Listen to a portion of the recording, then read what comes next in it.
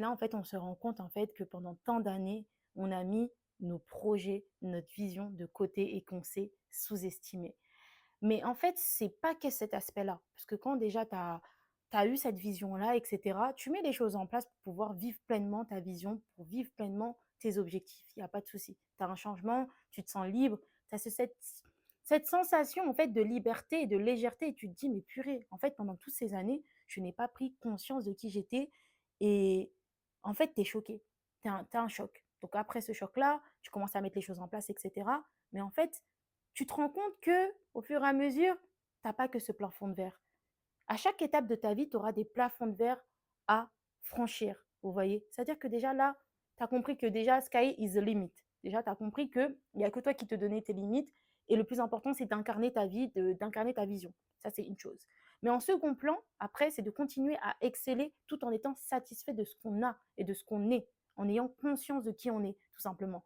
Parce que au fur et à mesure, par exemple, là, tu commences à comprendre ça, tu veux te lancer dans tes projets. Ton projet, faut qu'il voit le jour, ainsi de suite. Après, il faut que ton projet aussi il excelle.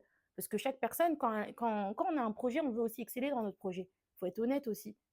Donc, à partir de ce moment-là, là, tu vas commencer à comprendre que tu auras plein de plafonds de verre, tu auras plein de choses à vivre, de nouvelles choses à vivre. Et c'est tout à fait normal, puisque aujourd'hui, on sort de notre zone de confort. C'est ça, sortir de sa zone de confort. C'est parce que pendant toutes ces années, tu as compris que tu étais dans ta zone de confort et aujourd'hui, tu veux sortir de cette zone de confort. Tu mets tout pour sortir de cette zone de confort et au fur et à mesure, tu voudras toujours sortir de ta zone de confort parce que tes objectifs, ils seront toujours plus grands.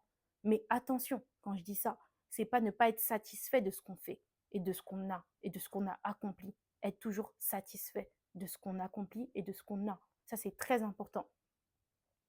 C'est très, très important.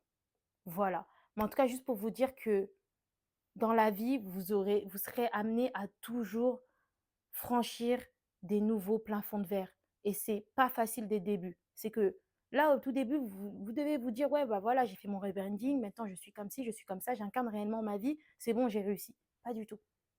Tu auras toujours des moments de plafond de verre et c'est comme ça la vie. On évolue, on évolue, on évolue, on évolue, on évolue, on évolue. Tu as d'autres personnes qui vont rester toute leur vie dans leur zone de confort. C'est leur choix. Mais tu as d'autres personnes, ils vont faire face à ça. Et ne baissez pas les bras.